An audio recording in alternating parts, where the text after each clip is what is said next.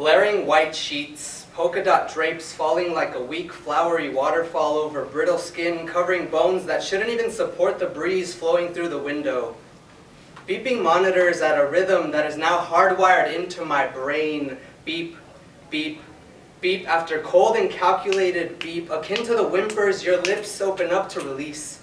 These few words falling like rain in the Sahara Desert in frequency, but like asteroids falling to destroy Earth in weight.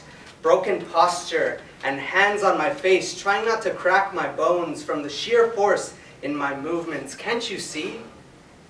You're made of stardust and magic. Only you resulted from the opportune moment in the joining of life. You are as unique as any sequence of events. You are eternal. You were a temple that housed believers, a pedestal I stood on to see the sunset from crusty eyelids. But the way I see you now, ruin has become your companion. Shotgun to your eyes, bloodshot eyes, spilling into pregnant eyelids. Your water breaks every couple minutes. Hands too weary to raise on your own, much less carry your family anymore. My heartbeat and breaths are the only sound occupying the room besides that damn machine. Beep, beep, beep after cold and calculated beep. Can you hear me? Are we just dancing shadows to your weary eyes? Are we a remnant of your past or a newly forming memory as you pass over? I wish I could crawl into your veins and wake up the sleepy heads with my pots and pans yelling, wake up, we're taking a train. We're taking a train to Melancholy Hill to see the sunrise, melt the snow from the droopy trees. Can you hear me? Are we just after images in a life well spent or concrete evidence that you existed? Please respond.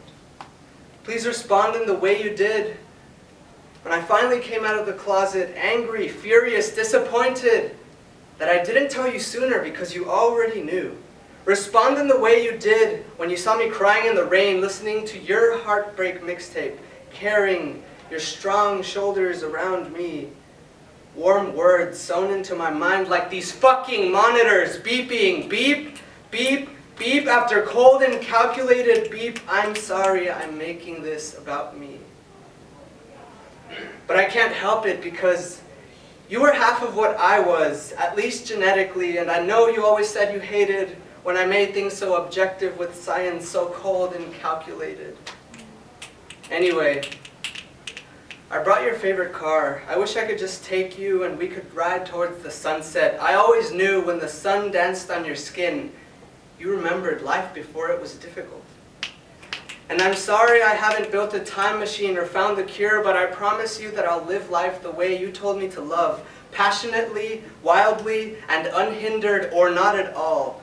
I brought you flowers, but the best I could do was attach them between your sunken cheek and the cannula tube. That way you can continue making life, even when you sleep.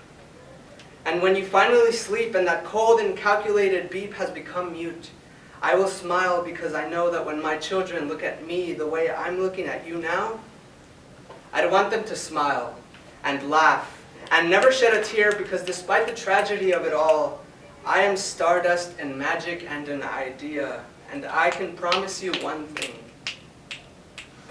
Ideas never go away. According to the law of conservation of matter, there I go, making everything cold and calculated again. It's just the way I cope. I'm sorry. I'll meet you at Melancholy Hill and I can hold you up as you watch the sunrise this time. The sunrise melt the snow from the droopy trees. I have to return the favor to you someday. Thank you.